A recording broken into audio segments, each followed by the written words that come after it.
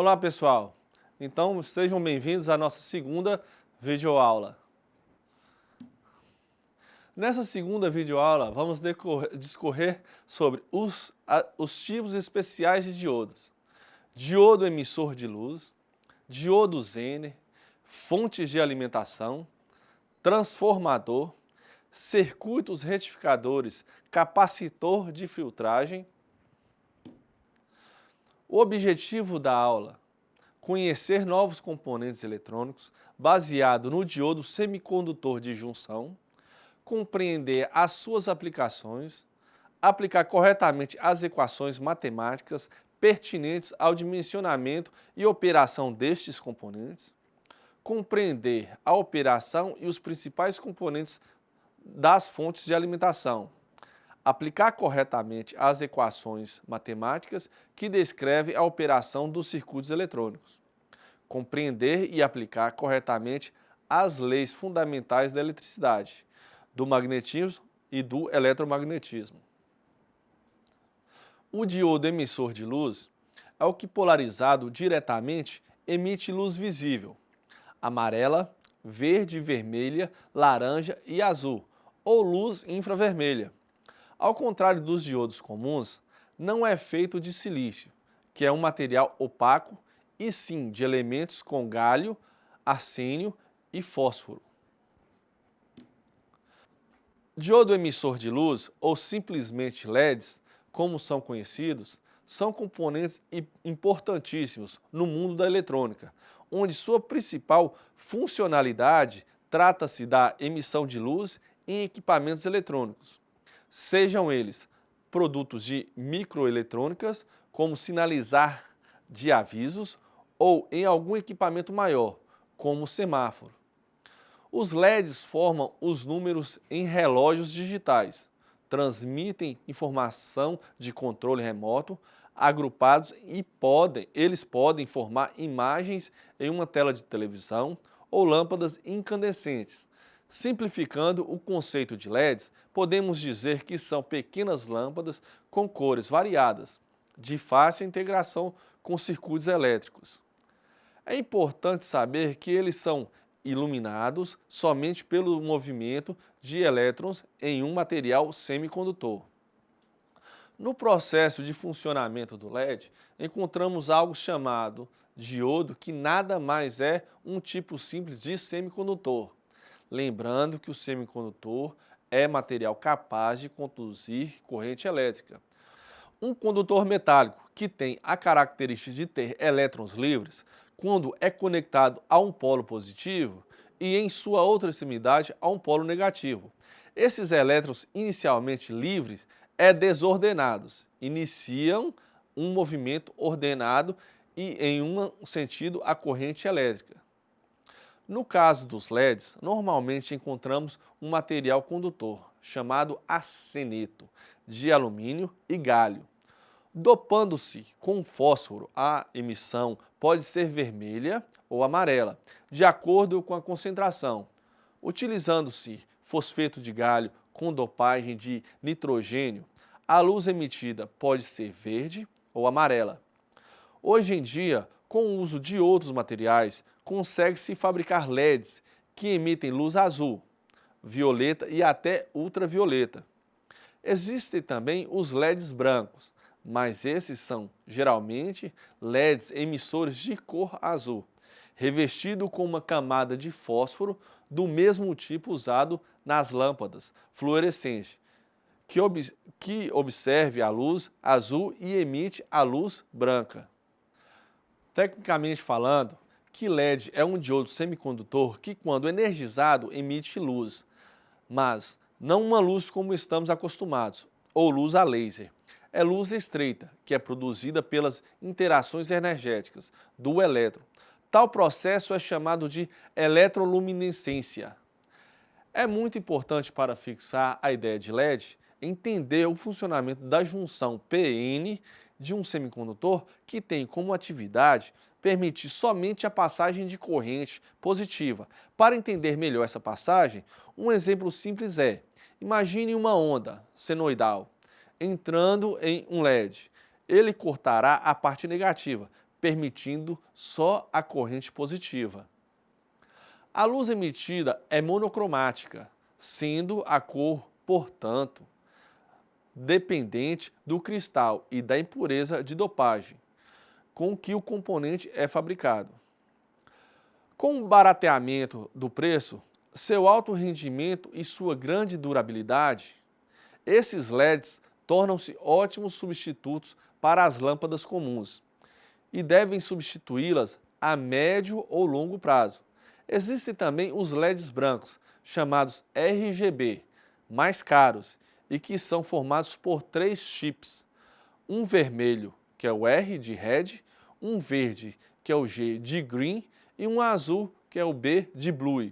Uma variação de LEDs RGB, são LEDs com um microcontrolador integrado, o que permite que se obtenha um verdadeiro show de luzes, utilizando apenas um LED. Fotodiodo é um diodo com uma janela transparente, que torna sua pastilha semicondutora à luz. O fotodiodo opera reversamente polarizado, quando uma energia luminosa incide numa junção PN, injeta mais energia nos elétrons de valência e, com isso, gera mais elétrons livres. Quanto mais intensa for a luz na junção, maior será a corrente reversa do fotodiodo. Encontramos sensores fotoelétricos numa infinidade de aplicações, indo desde sistemas de segurança, controle, máquinas industriais, equipamentos médicos e eletrônica embarcada. Existem hoje diversos tipos de sensores fotoelétricos que, pelas suas características, se destinam a aplicações diferentes. Um tipo importante de sensor, encontrado em aplicações em que se exige alta velocidade, é a sensibilidade, é o fotodiodo. A finalidade de um sensor fotoelétrico é converter um sinal luminoso, luz ou sombra, num sinal elétrico que possa ser processado por um circuito eletrônico. Nas aplicações eletrônicas atuais, encontramos uma boa quantidade de tipos de sensores, cujas características se prestam para determinadas finalidades.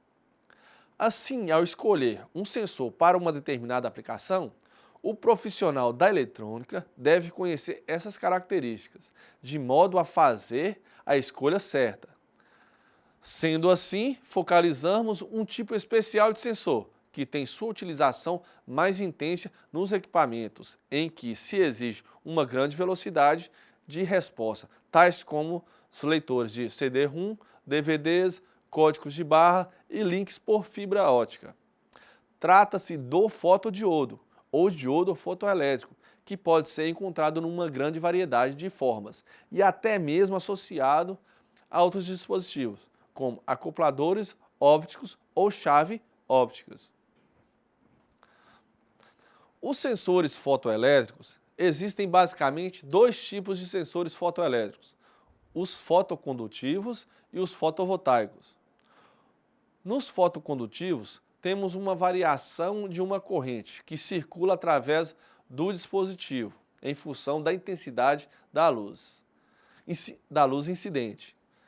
E o caso dos LDRs nos fotovoltaicos, temos a produção de uma corrente cuja intensidade depende da intensidade da luz incidente. Ao escolher um sensor fotoelétrico para uma determinada aplicação, precisamos levar em conta sua característica. As principais são sensibilidade. A sensibilidade de um sensor fotoelétrico nos diz de que modo a grandeza associada em sua saída varia com a intensidade de luz que incide nesse sensor. De uma forma geral, a maioria dos sensores usados nas aplicações eletrônicas são extremamente sensíveis, no sentido de que basta apenas um fóton para que já possamos ter uma variação sensível da grandeza associada. O aproveitamento dessa sensibilidade, a maioria dos casos vai depender muito mais da sensibilidade do circuito usado no processamento dos sinais desse sensor. Resposta espectral. Diferente do olho humano, a maioria dos sensores fotoelétricos podem ver, muito mais do que os nossos olhos. Em outras palavras, esses sensores, em sua maioria, podem perceber tanto radiação infravermelha como ultravioleta. Temos a curva de resposta, típica de alguns sensores comparados à sensibilidade do olho humano. A sensibilidade de diversos sensores à radiação infravermelha é importante porque esses sensores podem operar como fontes de radiação infravermelhas, tais como LEDs infravermelhos, laser e mesmo outras. A velocidade. Em muitas aplicações, os sensores devem detectar variação muito rápidas de luz ou sombras, como no caso da leitura de código de barras, controles de velocidade de máquinas, encoders ópticos, links por fibra ótica e outras aplicações. Nem todos os sensores existentes podem responder a essas variações rápidas ou modulação das fontes de luz. No entanto, para os sensores lentos existem aplicações importantes, como aquelas que exigem o manuseio de correntes intensas no controle de automatismos, baseados em luz e sombra, etc. Os sensores mais lentos podem ter uma resposta tão baixa que limitam a sua frequência de aplicação a pouco mais de 10 kHz, enquanto que os mais rápidos podem chegar a dezenas de MHz. Os fotodiodos podem ser usados tanto no modo fotocondutivo como no fotovoltaico. O princípio de funcionamento é simples de se entender. Quando a luz incide numa junção semicondutora, portadores de carga são liberados. Nessas condições, temos a manifestação de dois fenômenos que podem ser utilizados na prática. Um deles é que a resistência no sentido inverso da junção iluminada diminui e o outro é que aparece uma tensão no dispositivo. Se o sensor aproveitar a variação da resistência inversa com a luz no modo de operação, dizemos que ele opera no modo fotocondutivo. Se ele aproveitar a tensão gerada com a luz, dizemos que ele opera no modo fotovoltaico. Na prática, os dois modos de utilização são aproveitados. Temos o símbolo e o aspecto desses sensores, que também podem ser usados em conjunção com elementos emissores de luz. Assim podemos encontrar os fotodiodos em chaves ópticas e acopladores ópticos, como os usados em esconders. A curva de resposta dos fotodiodos em relação ao comprimento de onda da radiação incidente é a mesma de diversos outros dispositivos, baseado em silício, o que significa a possibilidade de se usar radiação infravermelha. Uma característica importante dos diodos, entretanto, é a sua velocidade de resposta, muito alta, que permite detectar pulsos de luz ou sombra muito rápidos, alcançando frequências de dezenas ou mesmo centenas de megahertz.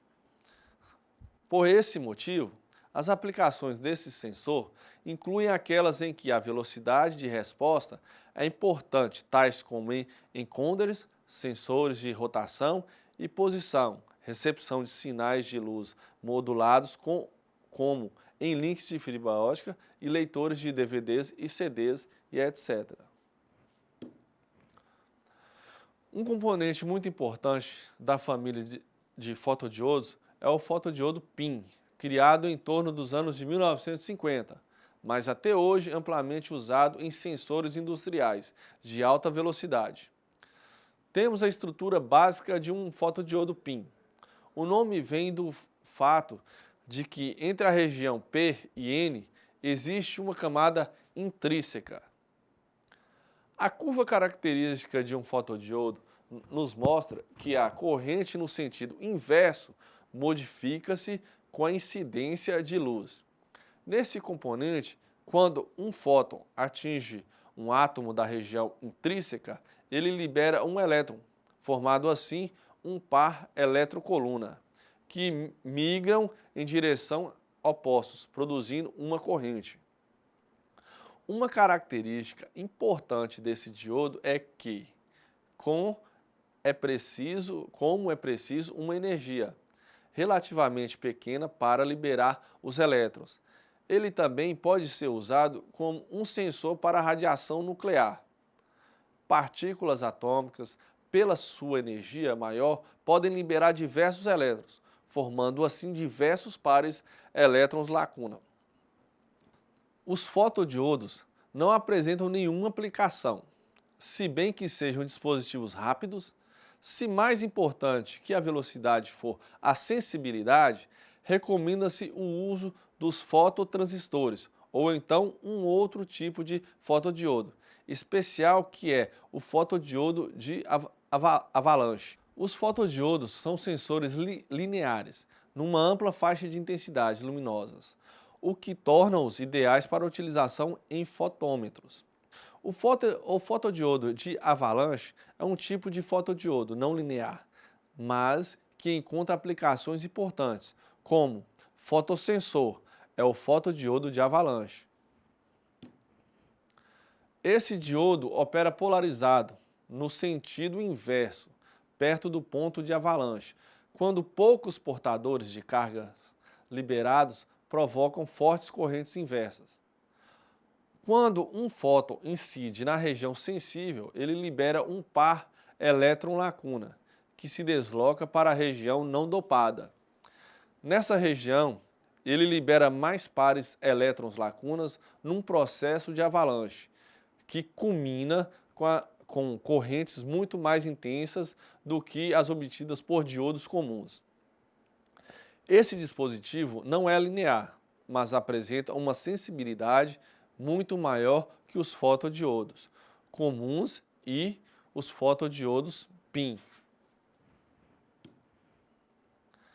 Nestes circuitos fotocondutivos, os fotodiodos operam polarizados, no sentido inverso, e são circuitos simples, acionados por relé. Nessa figura, temos um circuito típico para acionamentos de um relé, com o diodo sendo ligado diretamente à base de um transistor amplificador, já que, conforme vimos, as correntes inversas produzidas por esse componente são muito baixas. Num link óptico, também operando no modo fotocondutivo, podemos dar como exemplo a configuração mostrada. Esse circuito permite a operação do fotodiodo, com sinais modulados de frequência relativamente elevada. No modo fotovoltaico, temos o circuito em que se utiliza um amplificador operacional. Nesse circuito, a tensão produzida pelo diodo ao receber luz é amplificada no modo diferencial pelo amplificador, fornecendo assim o sinal de saída. Fotodiodos, na prática, podem ser encontrados em diversos formatos e até mesmo embutidos em acopladores e chaves ópticas. Alguns fotodiodos podem ser encontrados em invólucros de plásticos especialmente projetados para agir como filtro, de modo que o componente tenha um pico de resposta máximo na região infravermelha. Esses são diodos especiais que são indicados para operar com LEDs, emissores infravermelhos, e não com fontes de luz comum. Também existem fotodiodos com lentes incorporadas que permitem a concentração maior da luz, obtendo-se assim maior sensibilidade e diretividade. Existem muitos tipos de fotodiodos disponíveis no mercado. Para o leitor, é importante conhecer os tipos e as características para saber utilizá-los corretamente. Com a breve visão que vimos, o leitor certamente estará apto a escolher o melhor diodo para uma aplicação ou aproveitar um que possua num projeto interessante. O diodo Zener é um dispositivo semicondutor, especialmente projetado para operar na região reversa, ou reversamente polarizado. Tal como o diodo retificador, ele é formado por uma junção PN, O físico responsável pela descoberta dessa propriedade foi Clarence Zener, em 1905, e o nome do diodo Zener é uma homenagem a esse cientista. O funcionamento desse dispositivo está relacionado a dois fenômenos, efeito Zener e o efeito avalanche. Os diodos do tipo Zener são dispositivos semicondutores de dois terminais com uma junção PN, muito maior que os diodos convencionais, pois a operação na região reversa decorrente em uma dissipação maior de potência, também o nível de dopagem nos semicondutores do tipo PN, que forma a junção PN, é maior. A fim de diminuir a tensão de avalanche, esses dispositivos também são chamados de diodos de referência ou diodos de avalanche. O funcionamento do diodo Zener. Os diodos, quando reversamente polarizados, possuem uma corrente de fuga, devido aos portadores minoritários. Porém, essa corrente tem valores muito pequenos para serem considerados. Entretanto, quando a diferença de potência entre os terminais do diodo reversamente polarizado atinge um valor da tensão de ruptura, ocorre um aumento bruto da corrente reversa e a destruição do dispositivo devido à elevada dissipação de energia, que se dá o nome de efeito Joule. Nos diodos N ocorre a mesma coisa, porém esse componente semicondutor é fortemente dopado, o que torna a tensão de ruptura bem menor que nos diodos convencionais, chamado zona de trabalho. Da mesma forma, a área da junção é aumentada, o que facilita a dissipação da potência. Nos diodos N ocorre a mesma coisa, porém esse componente semicondutor é fortemente dopado, o que torna a tensão de ruptura bem menor que os diodos convencionais, chamado zona de trabalho. Da mesma forma, a área da junção é aumentada, o que facilita a dissipação da potência. Z é a tensão no Zener, parâmetro do diodo. O parâmetro do diodo vem do fabricante. Z é a potência dissipada. Z a corrente do Zener. Circuito com diodo Zener. A bateria é responsável por fornecer a energia do circuito composto pelos resistores R e RC. E o diodo Zener, o resistor R, tem a função de limitar a corrente Z a valores designados pelo fabricante. E o resistor RC é a carga.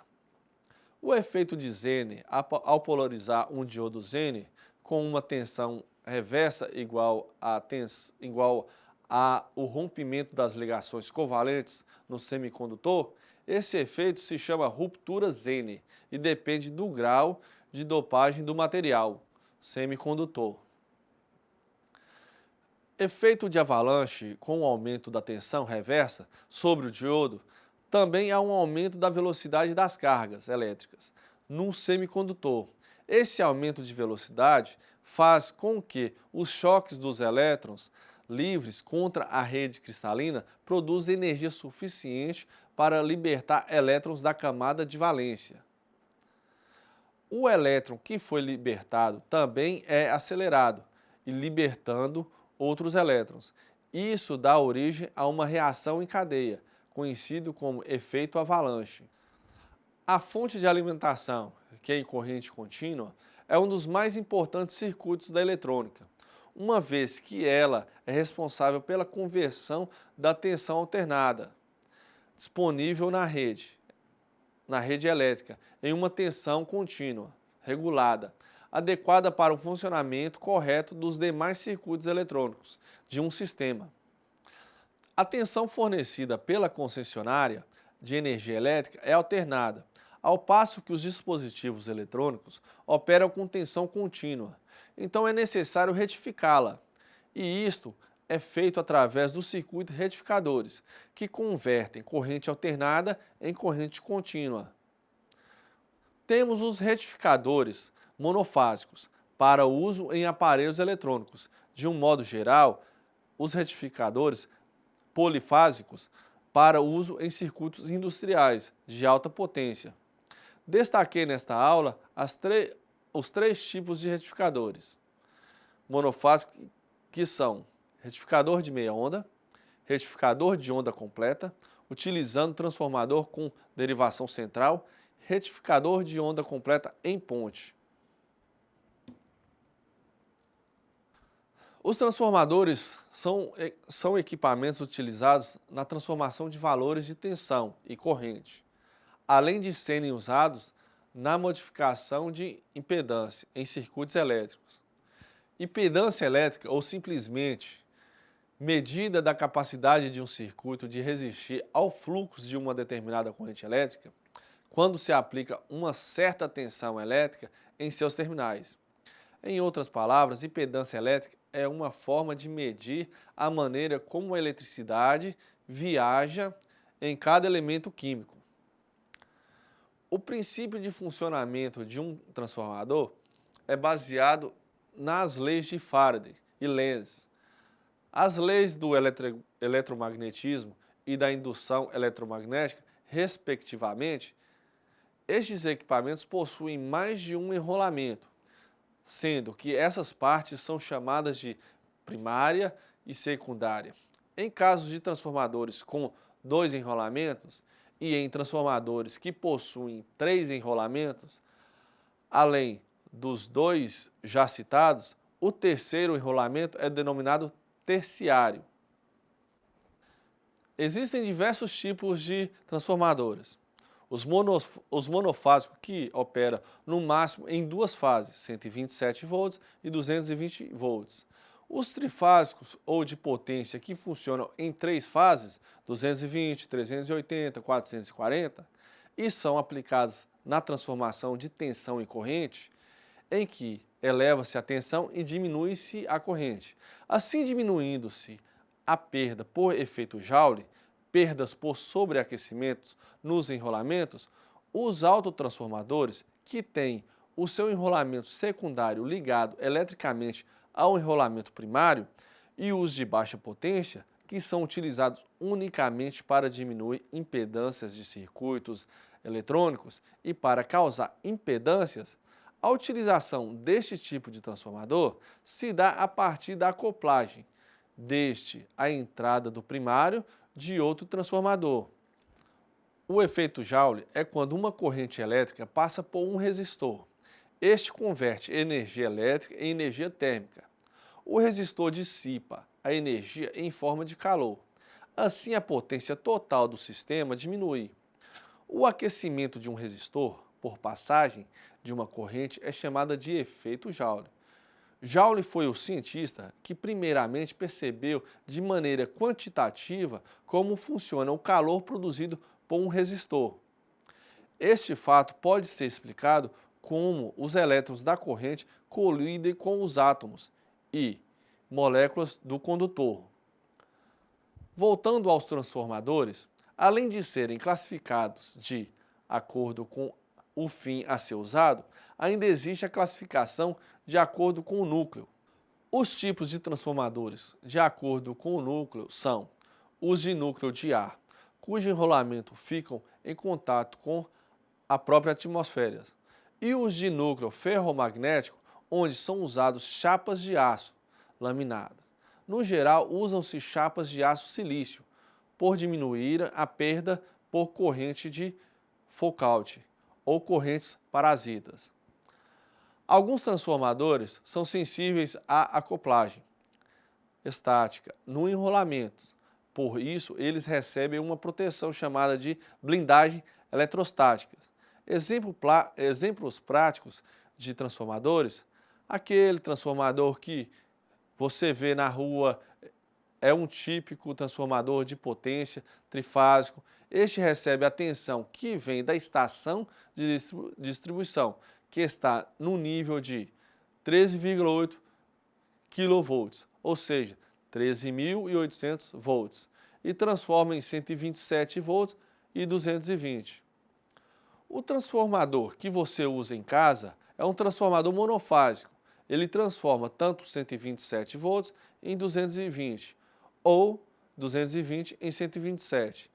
E ainda existem os transformadores usados em circuitos eletrônicos, que transformam a tensão da sua rede em tensões significativas, menores.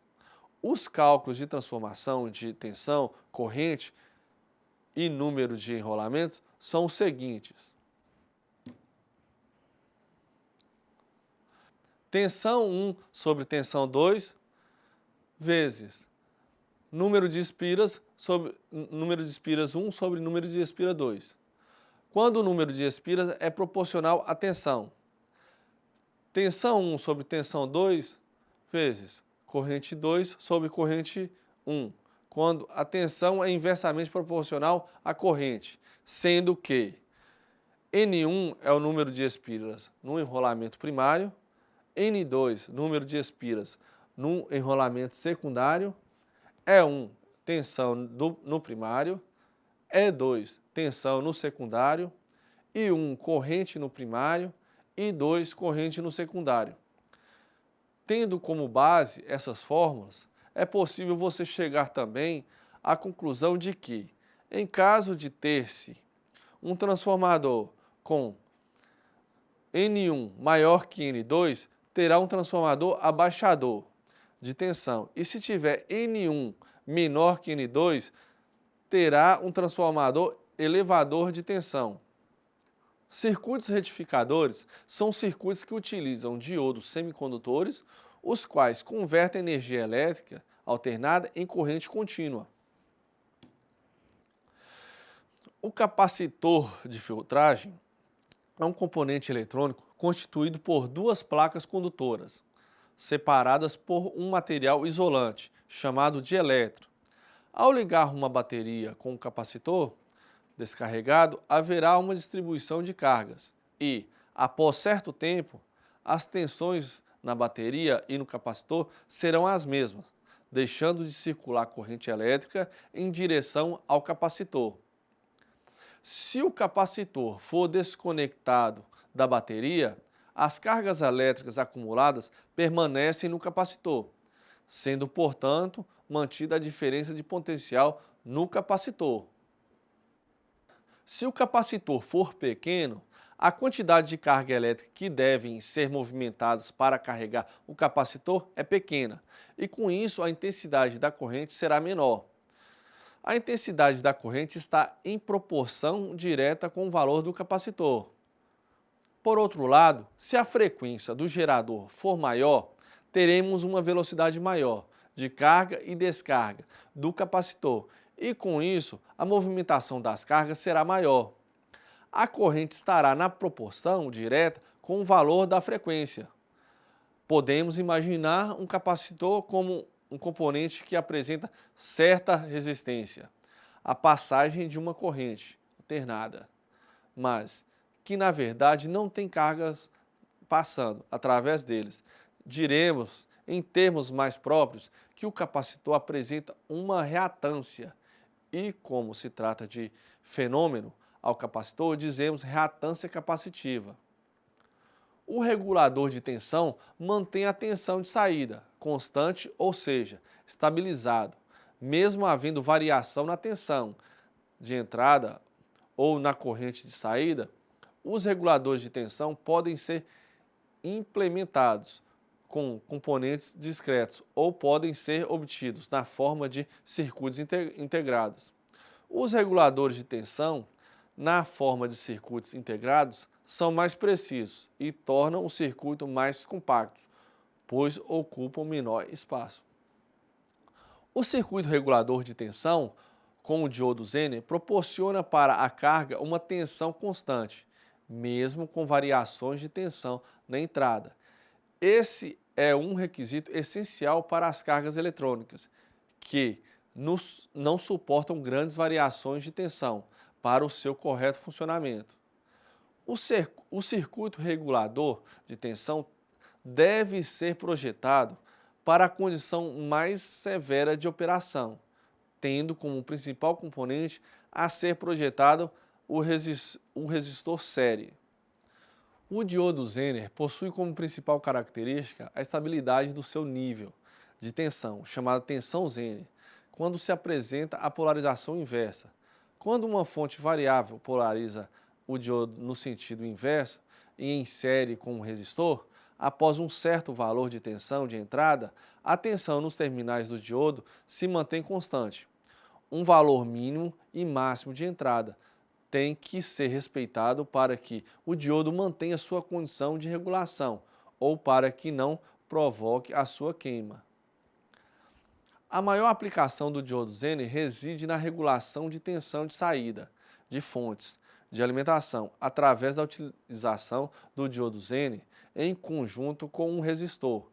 Pode-se conseguir que uma fonte de alimentação forneça tensão praticamente constante à carga. U de S, tensão de entrada, I de Z, corrente do Zener, R de S, resistência em série, U de Z, tensão Zener e tensão na carga.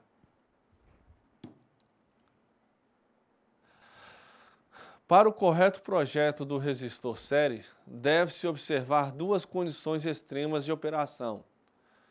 Condição em que a fonte tensão de entrada está em seu valor máximo e a carga com uma corrente mínima. Nessa condição, a corrente sobre o Zener será limitada a um máximo de 90% e será definido o valor mínimo do resistor S. A condição em que tensão de entrada está em seu valor mínimo e a carga com uma corrente máxima, nessa condição a corrente sobre o Zener será limitada a um mínimo de 10% e será definido o valor máximo da resistência série. O valor do resistor série a ser selecionado deve ser compreendido entre o valor mínimo e o máximo. Se porventura o valor mínimo for maior que o máximo, deve-se adotar um diodo Zener de maior potência, recalculando o resistor série. Nesta aula estudamos o transformador responsável pelo rebaixamento da tensão alternada da rede elétrica para os níveis exigidos dos equipamentos eletrônicos. Os circuitos retificadores, com os diodos que convertem a energia alternada em energia em forma contínua, circuitos de filtragem com capacitor, que reduz as ondulações e proporciona uma tensão mais estável, e, por fim, o circuito estabilizador de tensão com diodo Zener, capaz de produzir uma tensão estável para os sensíveis circuitos dos equipamentos eletrônicos. As operações conjuntas dessas etapas de processamento de energia constituem as fontes de alimentação para os circuitos eletrônicos. Então chegamos ao fim da nossa segunda aula, espero que tenha gostado e até a próxima, pessoal.